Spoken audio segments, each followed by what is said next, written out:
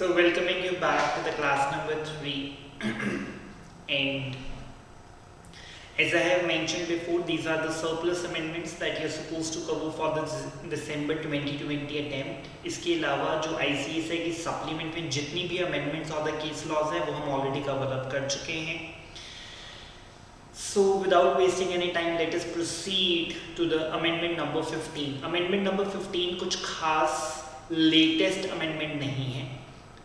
It's important but not the latest one. It is in the budget 2019 के अंदर, जिसके अंदर GST की रजिस्ट्रेशन अलग अलग स्टेट्स के लिए अलग अलग थ्रेशोल्ड डिसाइड की गई in case of goods. In case of goods. So in that case,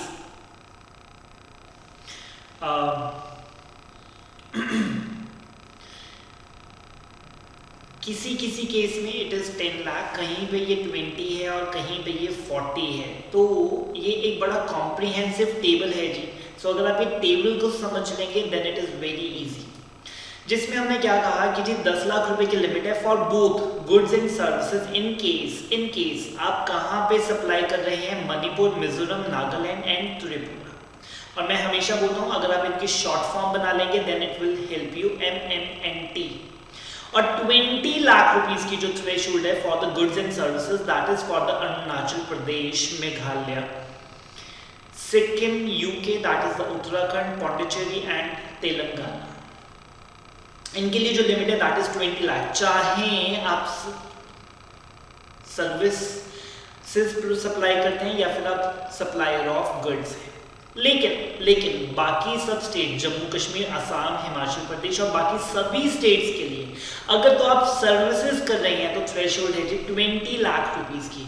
और अगर आप सिर्फ गुड्स में डील करते हैं जो तो थ्रेशोल्ड है जी 40 लाख रुपीस की. देखिए 40 लाख रुपीस की जो थ्रेशोल्ड है that is exclusively engage in the supply of goods. सिर्फ गुड्स में ही आप डील करते हैं और सप्लाई में अगर आप डील नहीं करते. अगर आप गुड्स एंड सप्लाई दोनों में डील करते हैं then the threshold is going to be 20 lakh. और अगर आप सिर्फ सर्विसेज में डील करते हैं like me, I am a chartered accountant, so in that case it is going to be 20 lakh rupees. It is going to be 20 lakh rupees.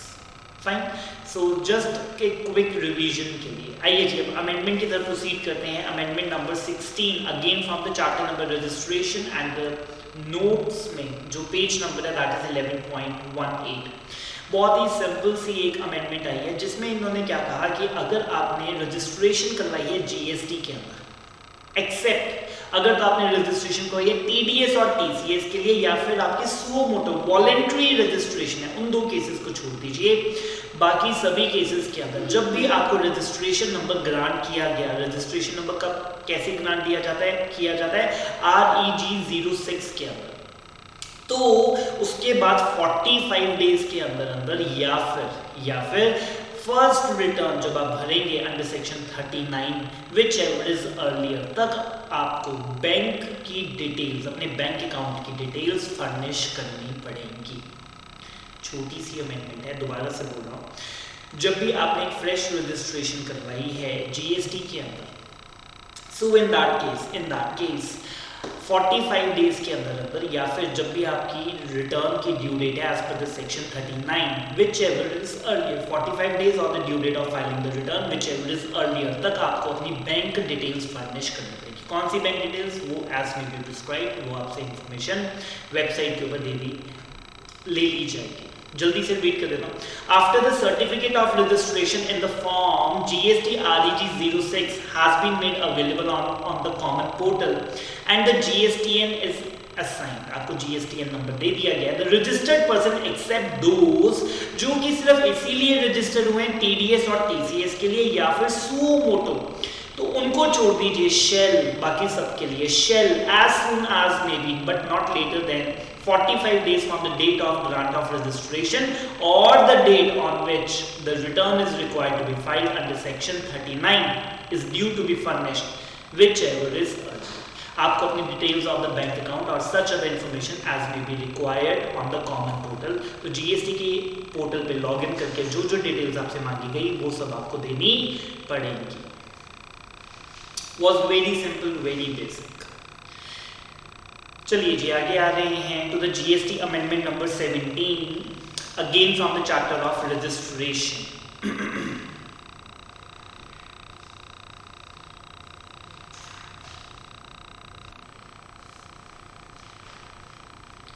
So very simple amendment. Registration के अंदर वो कहते हैं कि जी आपका जो रजिस्ट्रेशन है वो सस्पेंड या कैंसिल हो सकती है। ये मैंने आपको जब रजिस्ट्रेशन का चैप्टर कर रहे थे तब बहुत डिटेल में बताया था। सस्पेंशन इज टेम्परेरी, जिसके अंदर हमें लगता है कि कुछ गड़बड़ है, ठीक है। जैसे पुलिस ऑफिसर्स के ऊपर कई बार केस लगता है, आप हिंदी मूवीज में भी देखते हैं, तो हम कहते हैं कि जी उसको सस्पेंड किया गया जब तक वो केस फाइनल नहीं हो जाता। अगर तो वो केस में गिल्टी पाया जाएगा तो उसको डिस्चार्ज कर देंगे, नौकरी से परमानेंट निकाल देंगे। लेकिन अगर केस उसके फेवर में आ जाता है कि उसने कोई गलती नहीं की तो सस्पेंशन हटा दी जाएगी। बट जब तक वो डिसाइड नहीं हो जाता कि आपने कुछ गलत काम किया है या नहीं किया है, हम आपको सस्पेंड कर रहे हैं। Suspension is temporary, cancellation is sort of permanent in the long term. तो वो कहते हैं कि जी अगर सस्पेंशन की गई है तो पॉइंट नंबर 3 पे डायरेक्ट आ रहे हैं, जिसपे हमने क्या कहा, taxable supplies not to be affected or return not to be filed during the suspension। तो वो कहता है कि जी आपको a registered person whose registration has been suspended shall not make any taxable supply। आपको कोई भी टैक्सेबल सप्लाई नहीं करनी। हमने कहा सर इसका क्या मतलब है, यही एक्सप्लेनेशन ऐड की गई, जिसमें हम आपको ये बता रहे हैं कि टैक्सेबल सप्लाई नहीं करनी, इसका क्या मतलब है। तो वो कहते हैं कि जी आपको इनवॉइस नहीं इशू करना एंड टैक्स नहीं चार्ज करना जब तक आपका पीरियड, जब तक आपका सस्पेंशन आपकी चल रही है। आप गुड्स बेच सकते हो, सप्लाई कर सकते हो, लेकिन इनवॉइस नहीं इशू कर सकते बिकॉज आपकी रजिस्ट्रेशन इज सस्पेंडेड। ये एक्सप्लेनेशन ऐड की गई है क्योंकि ऊपर देख के तो किसी को भी ऐसा लगेगा कि sir shall not make any taxable supply का मतलब कि आप सप्लाई कर ही नहीं सकते, लेकिन यहाँ पर इसका ये मतलब नहीं है। वो कहते हैं कि जी हम एक्सप्लेनेशन में आपको बता रहे हैं कि आप इनवॉइस नहीं इशू कर सकते। और हमने कहा कि सर अगर कल वो सस्पेंशन हट जाती है, रिवोक हो जाती है, मतलब सस्पेंशन रिवोक का मतलब कि मेरा रजिस्ट्रेशन अब दोबारा से वैलिड हो गया। सो इन दैट केस अगर अब आप रिवाइज टैक्स इनवॉइस और अपनी रिटर्न भर सकते हैं, क्योंकि हमने आपको ऊपर क्या कहा था कि जब तक सस्पेंशन चल रही है टैक्स इनवॉइस इशू नहीं करना। सप्लाई आप कर रहे थे, टैक्स इनवॉइस इशू नहीं करना। अब अगर आपकी सस्पेंशन रिवोक हो जाती है, सस्पेंशन हट गई, अब आप रेगुलराइज हो गए, इन दैट केस अब रिवाइज टैक्स इनवॉइस आप इशू कर सकते हैं और अपनी रिटर्न्स अब आप भरेंगे। Where any order having the effect of revocation of the suspension of the registration has been passed, the provisions of the section 31 subsection 3 clause A, that is the revised tax invoice और first return वाली जो provisions हैं वो आपके ऊपर लग जाएंगी। मतलब अब आप वो tax invoice revise कर सकते हैं। Secondly, आप first return फाइल करेंगे during the period of suspension कि आप फर्स्ट रिटर्न अपनी फाइल कर देंगे। फर्स्ट रिटर्न रजिस्ट्रेशन में होती थी और वहां पर ही रिवाइज टैक्स इनवॉइस थे। वो दोनों प्रोविजन जो सिर्फ फ्रेश रजिस्ट्रेशन में आज तक दी जा रही थी, ये अमेंड करके उन्होंने कहा कि अगर सस्पेंशन आपकी हट जाती है तो सस्पेंशन के दौरान आपने टैक्स इनवॉइस इशू नहीं किए, वो अब आप सारे रिवाइज कर सकते हैं। नंबर 2, आपने तब रिटर्न भी नहीं भरी, अब आप सारी रिटर्न भी भर सकते हैं, जिसको हम फर्स्ट रिटर्न यहां पर कहेंगे आफ्टर सस्पेंशन। माइनर से चेंजेस हैं बट काफी इंपॉर्टेंट हैं, दोबारा से बोल रहा हूं। सस्पेंशन के दौरान हमने आपको कहा था कि आप टैक्सेबल सप्लाई नहीं कर सकते। एक्सप्लेनेशन ऐड करके हमने इसको क्लैरिफाई कर दिया कि इसका मतलब है कि आप इनवॉइस इशू नहीं कर सकते और आपने रिटर्न नहीं भरनी। सेकंड, जब आपकी सस्पेंशन हट जाएगी तब आप सारे इनवॉइस अपने रिवाइज कर सकते हैं। सेकेंडली आपको फर्स्ट रिटर्न फाइल करनी पड़ेगी for the period of suspension. Fine, चलिए आगे। नेक्स्ट हमारे पास है amendment number 18 again from the chapter of registration. More or less ऊपर जैसे ही है, ये कैंसिलेशन ऑफ द रजिस्ट्रेशन है। देखिए जीएसटी ऑफिसर ने मेरी रजिस्ट्रेशन कैंसिल कर दी। क्यों? क्योंकि मैं रिटर्न्स टाइम पे नहीं भर रहा था, मेरी रिटर्न्स पेंडिंग चल रही थी। अब हमने क्या कहा कि अगर आप चाहते हैं कि आपका कैंसलेशन रिवोक कर दी जाए, हटा दी जाए, आपका जीएसटी नंबर दोबारा से एक्टिव कर दिया जाए, तो एप्लीकेशन से पहले आपको सारी रिटर्न्स भरनी पड़ेगी। सबसे पहले पढ़ लेते हैं रेस्टोरेशन एप्लीकेशन। अगर आप फाइल करना चाहते हैं कि सर मेरी रजिस्ट्रेशन कैंसिल कर दी गई है, ये सस्पेंशन नहीं है, उससे भी ज्यादा सुवियर आपके ऊपर एक्शन लिया गया है, तो वो कहते हैं कि अगर आप उसके लिए रेस्टोरेशन करेंगे तो ये फॉर्म आपको भरना पड़ेगा। Cancellation on account of failure of returns, अगर आपकी जो कैंसलेशन थी वो इस वजह से हुई क्योंकि आप रिटर्न्स फर्निश नहीं कर रहे थे, तो रेस्टोरेशन एप्लीकेशन तब तक फाइल नहीं कर सकते जब तक आप सारी रिटर्न्स और सारा टैक्स जमा नहीं करवा देते। दोनों पॉइंट्स को मैंने OH का है, मतलब ओनली हेडिंग, आपको डिटेल में पढ़ने की जरूरत नहीं है। फिर से बोल रहा हूं, अगर आपकी रजिस्ट्रेशन कैंसिल कर दी गई है कोई बात नहीं, आप रेवोकेशन के लिए अप्लाई कर सकते हैं। लेकिन अगर आपकी रजिस्ट्रेशन इसलिए कैंसिल की गई थी क्योंकि आप अपने रिटर्न्स टाइम पे नहीं भरते थे, देखिए कैंसिलेशन 10 और वजहों से भी की जा सकती है, लेकिन अगर वजह ये थी कि आप अपने रिटर्न टाइम पे नहीं भरते, तो रेवोकेशन एप्लीकेशन से पहले हम कहेंगे कि अपनी गलती को सुधारो। आपकी जितनी भी रिटर्न्स पेंडिंग है पहले वो रिटर्न्स भरो, और जितना भी टैक्स रहता है वो आप टैक्स जमा करवाइए। ये बात क्लियर है? सो एक ये आगे क्या कहता है, कहता है कि जिस दिन कैंसिल हुई और जिस दिन आपकी रजिस्ट्रेशन रिवोक हो गई, रजिस्ट्रेशन नहीं, जिस दिन कैंसलेशन रिवोक हो, मतलब मेरा सर्टिफिकेट कैंसिल हो गया था, मैंने अप्लाई किया कि सर इसको रिवोक कर दो, कैंसलेशन को, मेरी कैंसलेशन हटा दो, मेरा रजिस्ट्रेशन दोबारा से एक्टिव कर दी जाए, ठीक है। और 3 महीने बाद उन्होंने एक्टिव कर दिया। अब 3 महीने की जो रिटर्न है 30 डेज के अंदर अंदर आपको भरनी रहेगी। थोड़ा सा कॉम्प्लिकेटेड हो गया जी, मैं एक एग्जाम्पलीफाई आपको कर देता हूं, फिर ये क्लियर हो जाएगा। लेट अस से 8 महीने तक मैंने रिटर्न्स नहीं भरी, 8 महीने तक मैंने लगातार रिटर्न्स नहीं भरी और टैक्स भी जमा नहीं करवाया था। आज आपने गुस्से में आके आपने कहा सर अब तो बहुत हो गया, अब रजिस्ट्रेशन सर्टिफिकेट मेरा कैंसिल कर दिया, आपने रजिस्ट्रेशन सर्टिफिकेट मेरा कैंसिल कर दिया। मैंने अप्लाई किया कि सर इसको रिवोक किया जाए, इसको रिवोक किया जाए, ये कैंसलेशन हटा दी जाए, मेरे से गलती हो गई, गलती मान लेता हूं।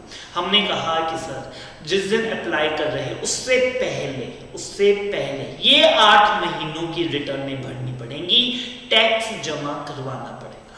फिर हम सोचेंगे कि रिवोक करें कि ना करें, कैंसलेशन हटाएं या ना हटाएं। पहले फर्स्ट पार्ट कर रहा हूं। फर्स्ट पार्ट क्या है कि मैं बहुत टाइम तक रिटर्न्स नहीं भर रहा था, जिसकी वजह से गुस्से में आकर आपने मेरी रजिस्ट्रेशन कैंसिल कर दी। अब मैंने कहा सर प्लीज कैंसिलेशन हटा दीजिए, रिवोक कर दीजिए, रिस्टोर कर दीजिए मेरा रजिस्ट्रेशन नंबर। तो जिस दिन मैंने अप्लाई किया, एप्लीकेशन भर के दी, जिस दिन मैंने अप्लाई किया, एप्लीकेशन भर के दी, उससे पहले मुझे इस सारे 8 महीनों की रिटर्न भरनी पड़ेगी और टैक्स भी जमा करवाना पड़ेगा। ये तो है पॉइंट नंबर 1। अब उन्होंने कहा चलो ठीक है, एप्लीकेशन आपकी आ गई, हम कंसीडर कर रहे हैं। 3 महीने बाद उन्होंने कहा कि हमने ये कैंसलेशन रिवोक कर दी, मतलब आज से आपका जीएसटी नंबर दोबारा से एक्टिवेट हो गया, दोबारा से एक्टिवेट कर दिया जाता है। अब 30 डेज के अंदर अंदर आपको ये 3 महीनों की रिटर्न्स भरनी पड़ेगी। 30 डेज के अंदर अंदर 3 महीनों की रिटर्न। तो पहले 8 महीने कुछ और थे और ये 3 मंथ्स मतलब जब तक मेरा रजिस्ट्रेशन नंबर कैंसिल था। देखिए ये 8 महीने के दौरान मेरा रजिस्ट्रेशन नंबर कैंसिल नहीं था। कैंसिल किस दिन हुआ? यहां पर हुआ। अगर आप इस कैंसिलेशन को हटाने के लिए एप्लीकेशन देना चाहते हैं तो हमने कहा कि एप्लीकेशन से पहले रिटर्न और टैक्स जमा करना पड़ेगा। यहां से लेकर यहां तक मेरा रजिस्ट्रेशन नंबर कैंसिल रहा और उसके बाद कैंसिलेशन हटा दी गई, तो वो कहता है कि उस पीरियड की रिटर्न्स आपको 30 डेज, जब आपका रजिस्ट्रेशन नंबर दोबारा से एक्टिवेट हो जाएगा उसके 30 डेज में आपको दोबारा से अब सारी रिटर्न्स पूरी करनी पड़ेगी। So कहता है pending returns to be filed before the revocation of the cancellation, all the returns due from the period of cancellation till जब तक वो रिवोक कर दी गई shall be furnished by the assessee within 30 days, जिस दिन आपकी कैंसिलेशन को हटाया गया। सेम बात वो आगे कह रहा है। फाइन, चलिए जी, moving ahead to the next amendment, that is amendment number 19 which belongs to the chapter of invoice, page number 12.5 as per the notes, जिसमें एक ये नया कॉन्सेप्ट लेकर आए हैं जी, ई इनवॉइसिंग का। और वो कहता है कि जी जिन भी लोगों को हमने कहा है, जिन भी असेसीज को हमने कहा है ई इनवॉइस इशू करना पड़ेगा, उनको ई इनवॉइस इशू करना पड़ेगा। ये ई वे बिल नहीं है, ये ई इनवॉइस है। और ई इनवॉइस मैं आपको बता देता हूँ, यहाँ पे मेंशन नहीं है, नोटिफिकेशन आई इसके बाद, और उन्होंने कहा कि जी जिनकी भी टर्नओवर 100 करोड़ से ज्यादा है प्रीसीडिंग फाइनेंशियल ईयर में, उनको ई इनवॉइस इशू करना पड़ेगा in case of B2B invoices. In case of B2B invoices proper website के ऊपर जाकर आपको ई इनवॉइस इशू करना रहेगा। ये जो 100 करोड़ वाली लिमिट थी, किन लोगों के ऊपर ई इनवॉइस लगता है? छोटे लोगों पे नहीं, बल्कि जिनकी टर्नओवर 100 करोड़ से ज्यादा है। तो हमने कहा कि जी ये जो 100 करोड़ की लिमिट है, ये रिसेंटली 500 करोड़ कर दी गई है। 500 करोड़, 100 करोड़ से बढ़ाकर 500 करोड़ कर दी गई है। बट ये 500 करोड़ कब हुई? 20 अक्टूबर 2020, 20 अक्टूबर 2020। तो ये दिसंबर अटेम्प्ट के लिए रेलेवेंट नहीं है क्या? 500 करोड़। तो अगर आपके पेपर में आ गया कि ई इनवॉइस किसको इशू करना है, तो आपने 100 करोड़ ही लिखकर आना है, आपने 500 करोड़ नहीं लिखकर आना, बिकॉज 500 करोड़ वाली जो नोटिफिकेशन अमेंडमेंट है that is not applicable for December 2020। Read करते हैं, e-invoice, the invoice shall be prepared by such class of registered person as may be notified। Notification में किसको नोटिफाई किया गया? मैंने फिर से बोल देता हूं आपके लिए जो रेलेवेंट है, जिसकी प्रीसीडिंग फाइनेंशियल ईयर में टर्नओवर 100 करोड़ को एक्सीड कर जाती है, उसे on the recommendation of the council bye including such particulars, जो कि हम आपको जीएसटी इनवॉइस 1 INV 1 में देंगे, after obtaining the invoice reference number by uploading the information contained therein on the common portal of the GST in such manner as may be specified. और जिन लोगों को ई इनवॉइस इशू करने को कहा गया, वो ई इनवॉइस इशू नहीं कर रहे, बल्कि कोई और इनवॉइस इशू कर रहे हैं। हमने कहा सर वो वैलिड नहीं माना जाएगा, बिकॉज अगर आपको हमने बोला कि ई इनवॉइस इशू करना है, तो आपको ई इनवॉइस ही इशू करना रहेगा। पढ़ लेते हैं। Every invoice issued by the person to whom above provision applies in any manner other than the manner specified in the said sub-rule shall not be treated as invoice। Fine। E-invoice का जो topic है, ये मैं थोड़ा सा इसके ऊपर surplus material आपके लिए लेकर आया हूँ। सबसे पहले वो कहता है कि E-invoicing है क्या? Is the exchange of the invoice between the supplier and the buyer at the integrated electronic format। It is a system in which all the B2B, मैंने पहले ही बोला B2C नहीं, ठीक है। जैसे एक बड़ी कंपनी है जिसका रिटेल आउटलेट है, ठीक है। IOCL की बात करते हैं, IOCL जो पेट्रोल पंप भरते हैं, तो अब वहां से मैंने अगर 2000 रुपए का कैश देकर डीजल डलवाया, तो मैं उससे ई इनवॉइस थोड़ी ना मांगूंगा, एक एक डिटेल थोड़ी ना वो ऑनलाइन भरेंगे, क्योंकि वो ट्रांजैक्शन क्या है? B2C, वो B2B के ऊपर ही लगेगा। कहते हैं कि जी ई इनवॉइस किसको इशू करना है? The GST e invoicing will provide the multiple charges under which the tax payer will file the e invoice as per the turnover and the other criteria. So वो कहते हैं सीबीआईसी ने notification number 10 में 500 करोड़ तक की turnover increase कर दी है। बट ये 500 करोड़ कब आया? मैं फिर से बोल रहा हूँ, 20 अक्टूबर 2020 को। So in that case it is not applicable for the December attempt। तो उनके लिए जो पुरानी थ्रेशोल्ड है वो कितनी थी? 100 करोड़ की टर्नओवर है, सिर्फ वही लगेगी। Invoice can be generated only by the supplier. Needless to say आप कहेंगे सर इनवॉइस हमेशा सप्लायर ही इशू करता है, कोई और उसके बिहाफ पे इसे जनरेट नहीं कर पाएगा। फाइन, चलिए जी।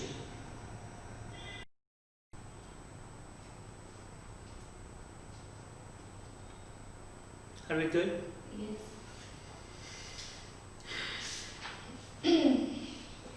So who is not required to generate the e-invoice? तो उन्होंने कहा कि जी ये हमने कुछ कंपनीज को एक्सक्लूड किया, insurance, banking, financial, NBFC, GTA, supplier of the passenger transportation service, cinematographic films और मल्टीप्लेक्स स्क्रीन्स और SEZ, इन सबको हमने एक्सक्लूड किया है।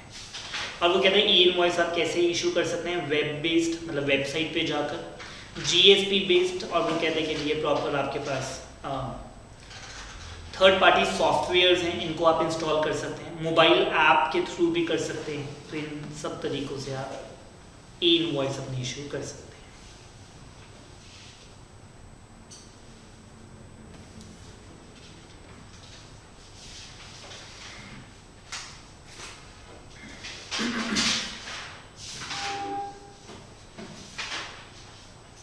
Coming further to the amendment number 20, that is from the chapter number 12, invoice, credit note, debit note and e-way bill.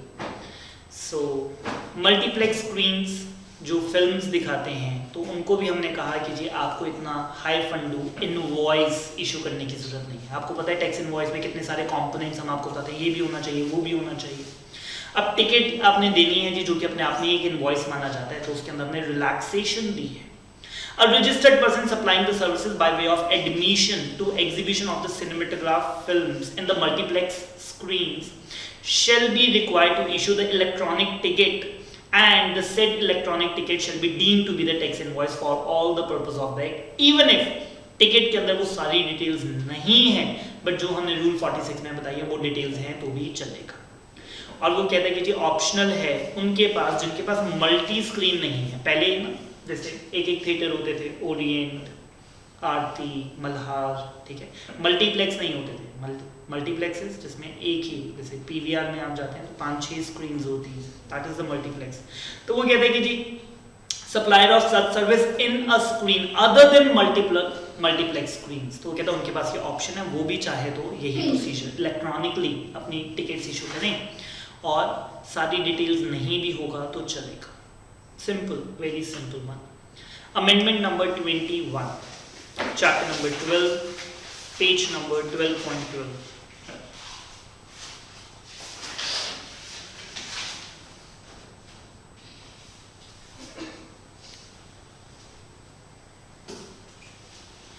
Circular है जी, comparatively कम important है।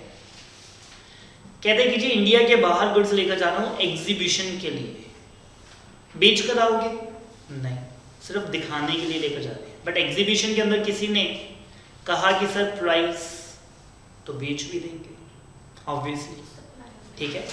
इसको बोलते हैं जी good sent on approval basis, किसी को पसंद आए तो बिक भी सकते हैं और नहीं पसंद आए तो वापस आ जाएंगे। जी एग्जीबिशन है, एग्जीबिशन लगाने जाते हैं, सभी ऐसा करते हैं। लोकल लेवल पे भी जो एग्जीबिशन होती है ऐसी होती है, मैं भर भर के सामान ले जाता हूँ अपना, जितना बिकता है बिक जाता है, जितना वापस आएगा वापस आ जाएगा। तो वो कहते हैं जो सामान एग्जीबिशन के लिए जा रहा है ये जीरो रेटेड सप्लाई नहीं है। इंडिया के बाहर आपको ये एग्जीबिशन लगा रहे हैं, गुड्स यहाँ से लेकर जा रहे हैं, ये जीरो रेटेड सप्लाई नहीं है, क्योंकि अभी बिके थोड़े ना है। वहां पे जाके बिक गए तो ठीक है, फिर जीरो रेटेड है, फिर इनवॉइस इशू कर देना और उसके ऊपर रिफंड भी ले लेना। बट आज आप सिर्फ एग्जीबिशन लगाने लेकर जा रहे हो, ये सप्लाई नहीं है। सर एक चीज पूछ रहे हैं, फिर अगर जैसे रेक्सोस अगर ये सप्लाई नहीं है तो जब ये लेकर जाएंगे तो इसके ऊपर कोई LUT या कुछ वो करेंगे, पे करेंगे? जीरो रेटेड सप्लाई, ये सप्लाई नहीं है जी। मेरे गुड्स मेरी पोजीशन में, ऑनरशिप तो ट्रांसफर होगी नहीं। मतलब कि हम ये कहते हैं ना कि जब हम एक्सपोर्ट करते होते हैं तो LUT या फिर ये एक्सपोर्ट नहीं है। That's what they are saying in this circular कि जीरो रेटेड सप्लाई नहीं है। जीरो रेटेड सप्लाई का मतलब एक्सपोर्ट नहीं है, क्योंकि एक्सपोर्ट को ही तो जीरो रेटेड सप्लाई बोलते हैं, ठीक है, सिनोनिम्स हैं, ठीक है। तो उन्होंने कहा कि एक्सपोर्ट नहीं है, ये सप्लाई ही नहीं है, ठीक है। मैंने कहा सर मेरी ही एक ब्रांच से दूसरी ब्रांच में ट्रांसफर, वो सप्लाई है, बट फॉरेन में तो मेरी कोई ब्रांच भी नहीं है, एग्जीबिशन के लिए लेके जा रहा हूँ। बाहर का पर्सन यहाँ पर लेकर आता है, ठीक है, उसको हम बोलते हैं NRTP, नॉन रेजिडेंट, ठीक है, टैक्सेबल पर्सन, जो टेम्परेरी बेसिस पे। अब मैं बाहर जा रहा हूँ तो वहाँ पे तो मेरे को कोई GST नंबर भी लेने की जरूरत नहीं है, तो डीम्ड डिस्टिंक्ट पर्सन में भी नहीं आएगा। तो उन्होंने कहा ये तो सप्लाई ही नहीं है, जीरो रेटेड तो छोड़ दीजिए। और अगर बाहर लगे तो फिर मतलब फिर ये सप्लाई हो जाएगी। यस, तो फॉर द टाइमिंग जो आपने बोला है वो इन्होंने भी ये बात बोली है कि क्या कोई LUT चाहिए उसके ऊपर, तो वो कहता है कि नहीं, कुछ भी नहीं चाहिए उसके ऊपर, ठीक है। ये भी आएगा जी, पूरा सर्कुलर जब हम कवर हो करेंगे। आइए जी पढ़ते हैं। The activity of sending or taking the goods out of India for the exhibition or the consignment basis for the export promotion, except when such activities satisfy the test laid down in the schedule 1, do not constitute the supply. तो वो कहता है कि ये supply नहीं माना जाएगा. As the said activity does not fall within the scope of section 7 and there is no consideration at that point in time. Such an activity supply है ही नहीं, तो zero rated तो आप भूल ही जाइए. तो वो कहता है कि जी अब whether any records are required to be maintained, तो कहते हैं records आपको proper maintain करने पड़ेंगे. Not a supply और sale on approval basis भी वो दोबारा से बता रहे हैं जी. ठीक है जी, पता है आपको sale on approval इनवॉइस के चैप्टर में पढ़ाया होगा. 6 महीने में वापस आ जाने चाहिए. अगर 6 महीने में ना अप्रूवल आई ना गुड्स वापस आए तो डीम्ड टू बी सप्लाई और फिर आपको इनवॉइस भी इशू करना रहता है. तो आज ये कैसे जाएंगे, तो हमने कहा आज तो ये डिलीवरी चलान पे ही चले जाएंगे. आगे उसने बोला भी LUT that is letter of undertaking या बॉन्ड आपको साइन करने की जरूरत भी नहीं है. और बाद में जब वो सप्लाई हो गई तो वो कहता है कि जी अगर तो वो गुड्स ऑन अप्रूवल बेसिस थे जो 6 महीने के अंदर अंदर वापस आ जाने चाहिए, नहीं आएंगे डीम्ड सप्लाई और supply on the sale of goods या फिर सेल आपने कर दी है. Tax invoice in respect of, फिर आपको टैक्स इनवॉइस इशू करना पड़ेगा. Tax invoice on the deemed supply भी अगर 6 महीने तक कोई जवाब भी नहीं आया तो भी आपको टैक्स इनवॉइस इशू करना पड़ेगा. सारी हेडिंग्स करनी है, सर्कुलर है जी, ज़्यादा इंपॉर्टेंट नहीं है. And refund not admissible at the time of sending the goods, क्योंकि अभी तो पता ही नहीं कि सेल हुए कि गुड्स वापस आएंगे. रिफंड कब एडमिसिबल होगा, जब सप्लाई हो जाएगी, जब गुड्स बिक गए फिर आप रिफंड के लिए अप्लाई करना. आज तो सिर्फ एग्जीबिशन के लिए लेकर जा रहे हो, आज तो आप इसे जीरो रेटेड सप्लाई, क्या सप्लाई भी नहीं कह सकते. इंडिया के बाहर जा रहे हैं वो बात ठीक है, बट रिफंड नहीं मिलेगा बिकॉज ये जीरो रेटेड सप्लाई नहीं है. ये तो अभी कंसाइनमेंट पे जा रहे हैं. कंसाइनमेंट समझ में आता है आपको? इन्होंने लिखा है जी ये वर्ड यहाँ पे कंसाइनमेंट, मैंने पता नहीं हाईलाइट किया क्या. ये देखिए एग्जीबिशन और ऑन कंसाइनमेंट बेसिस. किसी को पता हो ये वर्ड का मतलब क्या है जी? तो इसमें वो होता है जैसे कंसाइनर होता है, तो कंसाइनर को अपने गुड्स देता है कि आप जाओ और सेल करके आओ और जितने बच जाते हैं वो वापस आ जाते हैं, उसको कमीशन मिलती है. बिल्कुल ठीक है जी. तो इसमें आप अपने गुड्स किसी को दे देते हैं या किसी की शॉप पे रखवा देते हैं. आप कहते हैं कि जी बिल नहीं काट रहा है इसका, कंसाइनमेंट पे बिकते हैं, बिक जाएंगे 2 महीने में देख लो, नहीं बिकेंगे मेरे को वापस कर दो. जितने बिक जाएंगे उसकी पेमेंट कर देना, बाकी वापस कर देना. फाइन जी. और वो कहता है कि जी आज जब गुड्स भेज रहे हो तब तो कोई रिफंड नहीं मिलेगा, बट कल अगर आप कहते हो कि सर बिक गए या डीम्ड सप्लाई अप्रूवल बेसिस पे थे, 6 महीने तक ना गुड्स वापस आए ना जवाब आया, तब रिफंड एडमिसिबल है. लास्ट आप क्रॉस कर. अगले पेज के अमेंडमेंट के ऊपर आ रहे हैं जी. Amendment number 22, chapter number 12, page number 12.21. छोटी सी अमेंडमेंट है. ई वे बिल की वैलिडिटी की बात हो रही है. सो अमेंडमेंट विद इफेक्ट फ्रॉम 28 जून 19. तो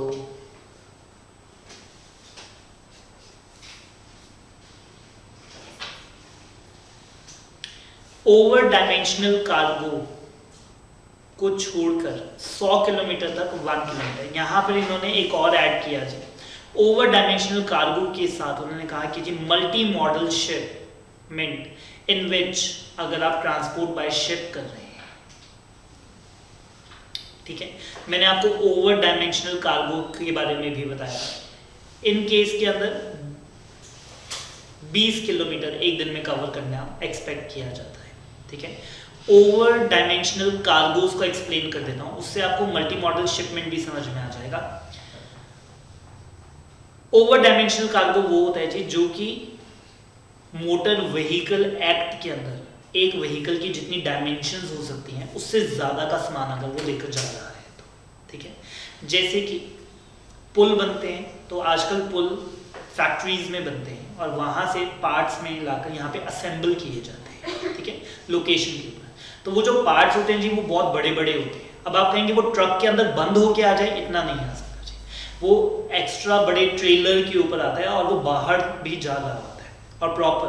अब वो रात को 11 बजे चलते हैं और सुबह 5 बजे तक ही होते हैं, जब ट्रैफिक नॉर्मल का नहीं चल रहा था, तो दिन में वो चलते ही नहीं है।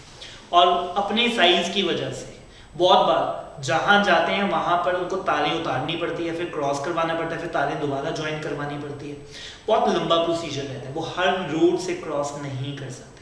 तो उनकी जो स्पीड होती है वो एक दिन में 20 किलोमीटर ही मानी जाती है।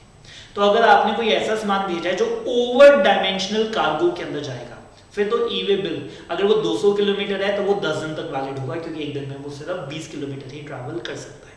बट अगर वो ओवर डायमेंशनल कार्गो नहीं है, in that is 100 kilometre per day.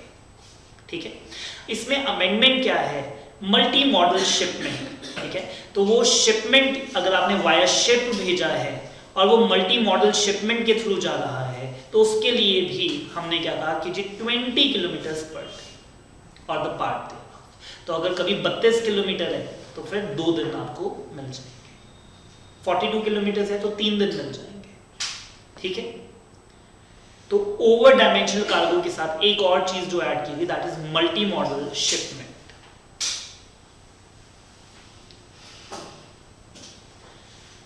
Star mark कर रहे हैं जी, ये भी इंपॉर्टेंट है। ई वे बिल का पार्ट ए सप्लायर इशू करता है जी, पार्ट बी कौन भरता है, ट्रांसपोर्ट।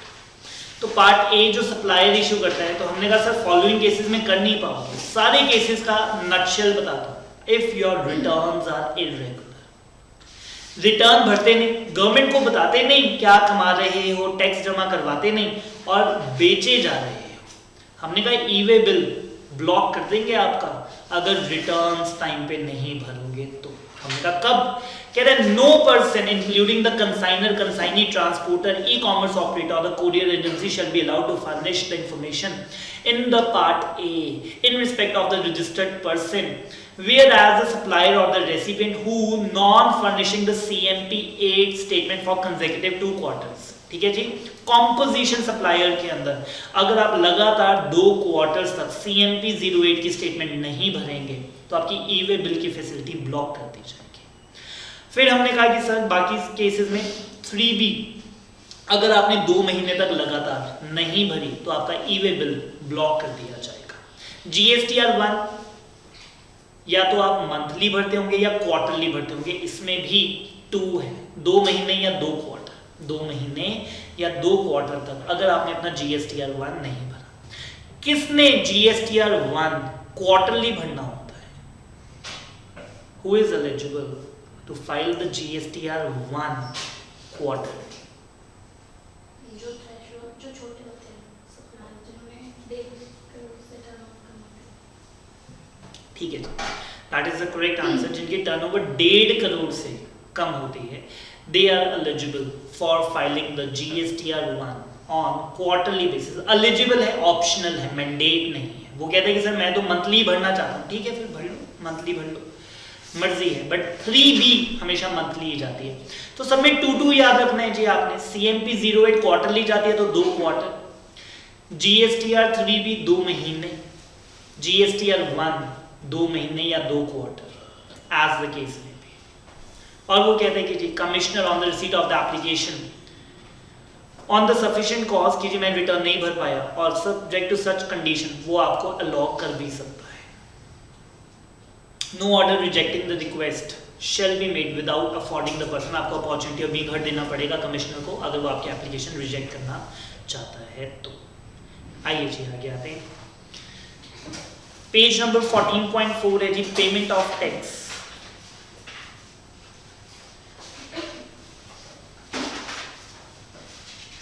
इसमें जब मैं आपको पढ़ाता था तो मैंने आपको बताया था कि ऑइडार की जो सर्विसेज देते हैं उनके लिए हमने एक इजी पेमेंट चैनल बनाया था, वो ओमिट कर देंगे। E payment through IGST, a person supplying the OIDAR की सर्विसेज जो देते थे from a place outside India to the NTOR, क्योंकि इस केस के अंदर FCM लगता है कि RCM लगता है। अगर ऑइडार वाला सर्विसेज दे रहा है NTOR को तो RCM के FC, तो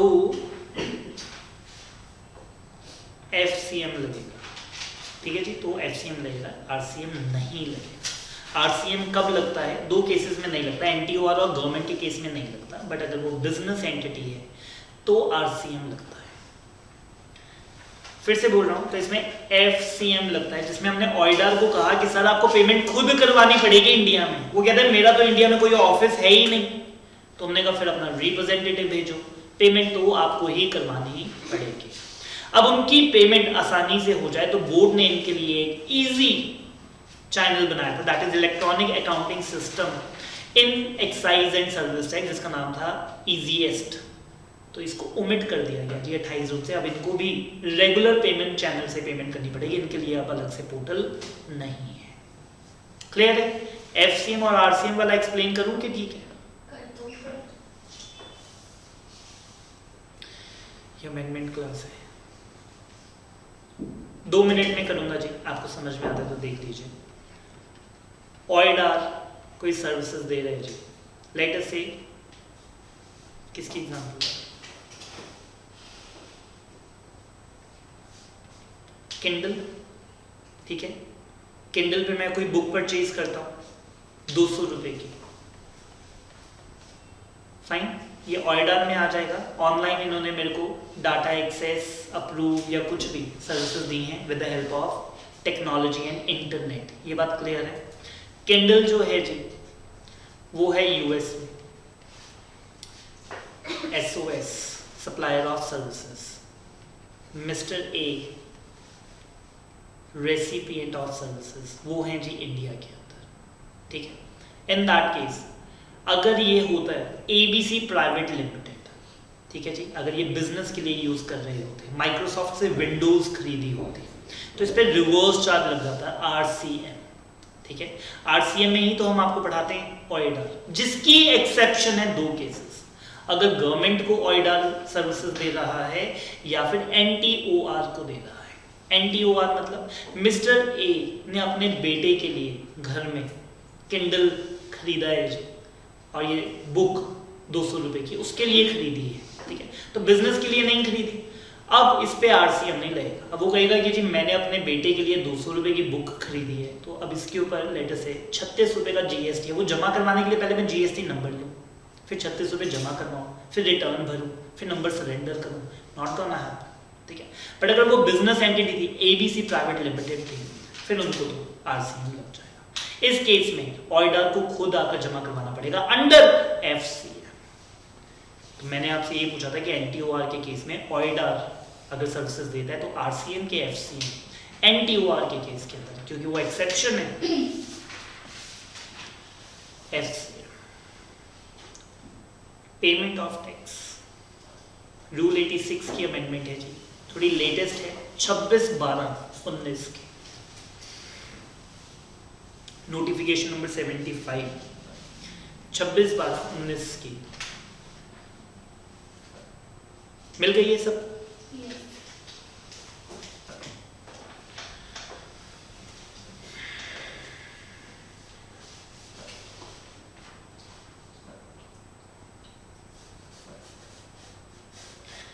क्या कह रहे हैं मैं आपको बता देता हूँ। वो कहते हैं कि जी आपका इलेक्ट्रॉनिक क्रेडिट लेजर का जो बैलेंस है ना, कमिश्नर चाहे तो ब्लॉक कर सकता है। क्रेडिट लेजर का balance can be use for the payment of output tax liability, yes और नो, ठीक है।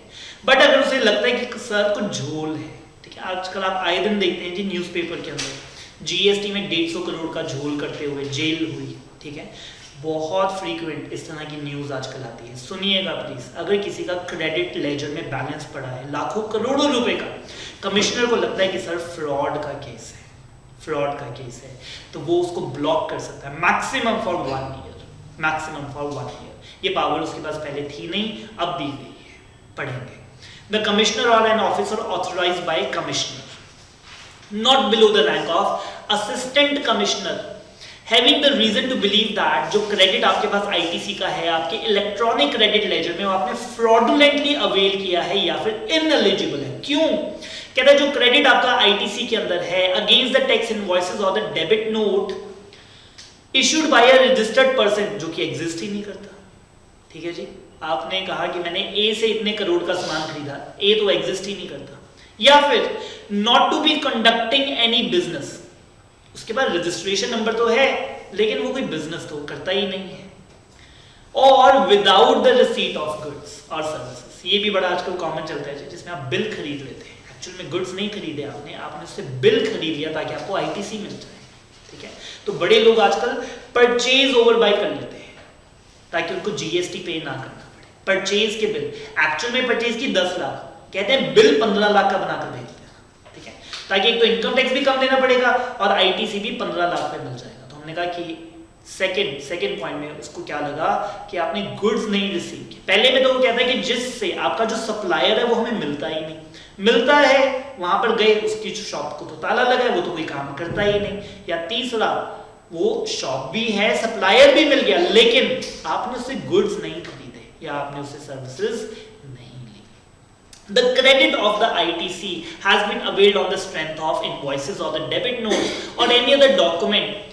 और वो कहते हैं कि जी लेकिन उसका टैक्स गवर्नमेंट को मिला ही नहीं, ठीक है जी, उस पर्सन ने वो टैक्स कभी has not been paid to the government. उसने आपको इनवॉइस इशू कर दिया, इनवॉइस के बेसिस पे आपने भी आईटीसी क्लेम कर लिया, लेकिन उसने वो टैक्स कभी गवर्नमेंट को जमा करवाया ही नहीं। सेक्शन कहां पे लिखा है कि टैक्स भी गवर्नमेंट को जमा होना चाहिए? 16 subsection 2। ठीक है जी, परफेक्टली 16 में लिखा है। The registered person for availing the ITC has been found non-existent or not to be conducting any business।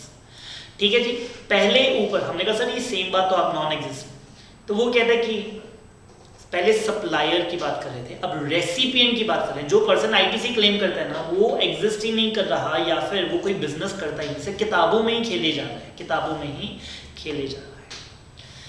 या फिर the registered person availing the ITC, उसके पास टैक्स इनवॉइस, डेबिट नोट या क्रेडिट नोट है ही नहीं, उसके पोजेशन में tax invoice भी होना चाहिए, कहता वो उसके पास है ही नहीं। इन सभी केसेस में अब कमिश्नर की बात हो रही है। द कमिश्नर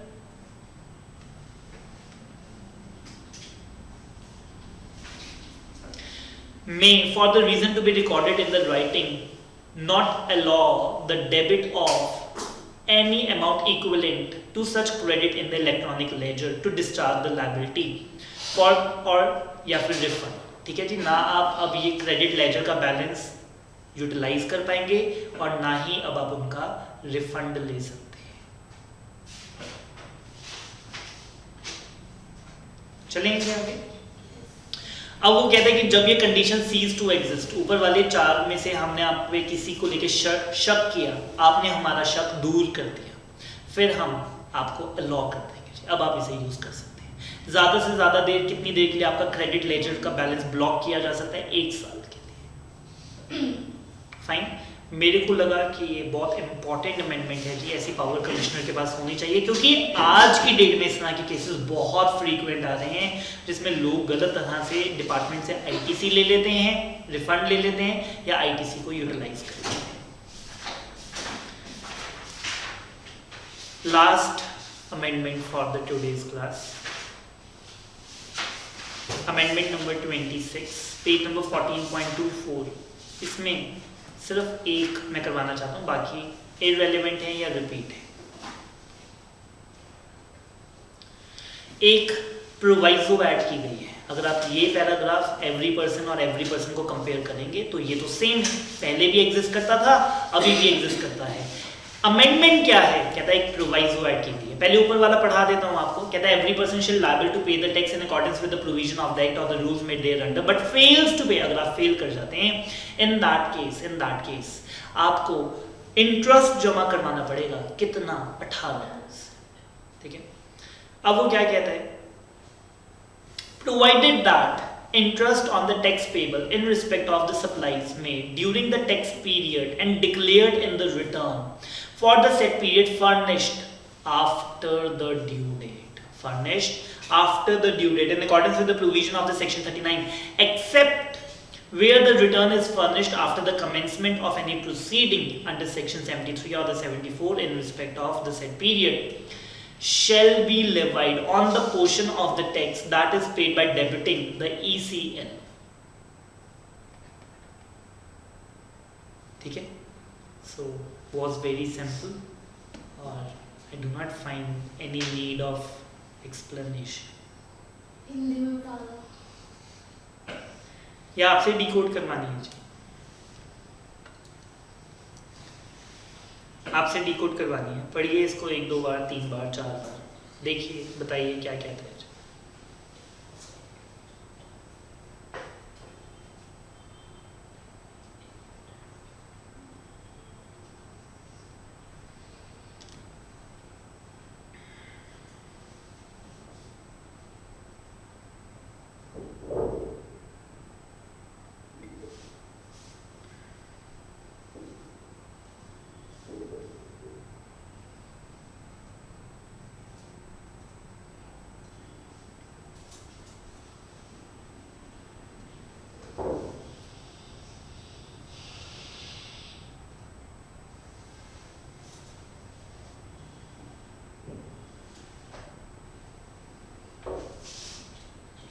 जो जीएसटी के रिटर्न्स भरते हैं बच्चे, उनको तो समझ में आनी चाहिए।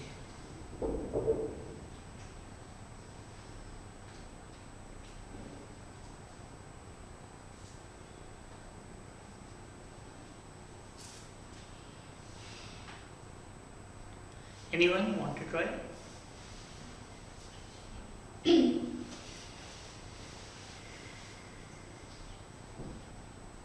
इसका मतलब ये है कि इंटरेस्ट जो है वो उस पर्टिकुलर अमाउंट ऑफ टैक्स पे लगेगा जो हमने ड्यू डेट के बाद जो है हमने रिटर्न फर्निश करी, और जो जितने की अमाउंट हमने फर्निश करी और जो उसको हमने उस पर टैक्स पे किया by way of electronic credit cash ledger, तो उस अमाउंट पे जो है हमारा इंटरेस्ट लगेगा।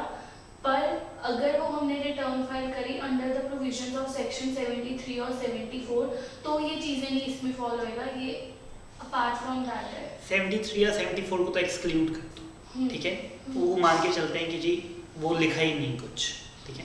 सो ये एक्सेप्ट जो यहाँ से है, except where the commencement is done under 73, 74, यहाँ से सेड पेड, इसको तो आप ना एक तरह से यहाँ पे इसकी कोई रेलेवेंस नहीं है, ठीक है, इसके बिना समझा दो।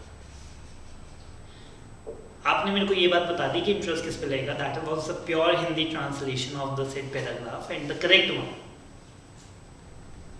So what is your question? The question is कि किस पे नहीं लगेगा, कौन सी अमाउंट पे नहीं लगेगा। इसने बता दिया कि किस अमाउंट पे टैक्स इंटरेस्ट लगेगा, तो मैंने कहा इसी अमाउंट पे तो इंटरेस्ट लगता है, फिर कौन सी अमाउंट पे इंटरेस्ट नहीं लगेगा? जो हमने आईटीसी के थ्रू पे करी होगी। परफेक्टली। मेरी ड्यू डेट थी जी 20 तारीख, और जब मैं रिटर्न भरता हूँ ना, तब वहां पर आता है कि आप अपनी टैक्स लायबिलिटी को ऑफसेट कर दीजिए।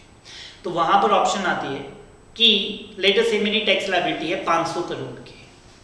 500 करोड़ को कहते हैं कैसे पे करोगे, तो मैंने कहा कि जी 400 करोड़ आईटीसी से पे करूंगा, 100 करोड़ रुपया आईटीसी से मतलब इलेक्ट्रॉनिक क्रेडिट लेजर से, और बाकी 100 करोड़ रुपया इलेक्ट्रॉनिक कैश लेजर से। ड्यू डेट के बाद रिटर्न जारी है जी, 20 तारीख की जगह मैं 28 को रिटर्न कर रहा हूँ, कहता है 8 दिन का ब्याज लगेगा आपको। तो मैंने कहा 8 दिन का ब्याज किस अमाउंट पे, 500 करोड़ पे, क्योंकि मेरा टैक्स पेबल कितना है 500 करोड़, जिसमें से मैंने कहा कि सर जो क्रेडिट लेजर से पे कर रहा हूं उस पे ब्याज नहीं आप लगा सकते, वो तो आपके पास पहले ही आ चुका है, वो पैसे भी तो आपके पास ही पड़े थे। तो ये 400 करोड़ रुपए का जो क्रेडिट लेजर है, ये एडवांस टैक्स है ना, ये तो आपके पास पहले से पड़ा था, आप 100 करोड़ पे लगा लो ब्याज 18%, 8 दिन का। तो वो कहते हैं यही प्रोवाइजो यही बात बताती है। फाइन, मैं रीड कर देता हूँ। Provided that the interest on tax payable मेरा कितना है 500 crore in respect of the supplies made during the tax period and declared in the return for the said period furnished, और return मैंने भरी थी after the due date in accordance with the provision of section 39 shall be levied. Interest on tax payable shall be levied on that portion of the tax which is paid by debiting cash ledger, जो आपने cash ledger से पे किया, जो credit ledger से पे कर दिया, उस पे ब्याज नहीं लगना चाहिए था। वेरी टेक्निकल और द सटल, बहुत माइन्यूट लेवल के ऊपर ये अमेंडमेंट की गई। Was a necessary one, was a good one, welcoming one. So here we are concluding the amendments. ये अमेंडमेंट्स काफ़ी इंपॉर्टेंट है जी, along with the amendments of the supplements जो हमने कवर अप की हैं। बाकी सारे सिलेबस को अगर आप 4 बार पढ़ के जाते हैं तो अमेंडमेंट्स को आप 8 से 10 बार पढ़ कर जाते हैं, ठीक है, because of their weightage. Amendment में से हमेशा जो क्वेश्चन है वो बिल्कुल डायरेक्ट, प्लेन और सिंपल आते हैं, फाइन। सो अमेंडमेंट्स को एक्स्ट्रा वेटेज आपको देनी पड़ेगी, एक्स्ट्रा टाइम और एक्स्ट्रा रिविजन्स देनी पड़ेगी। So all the very best, that is it for today.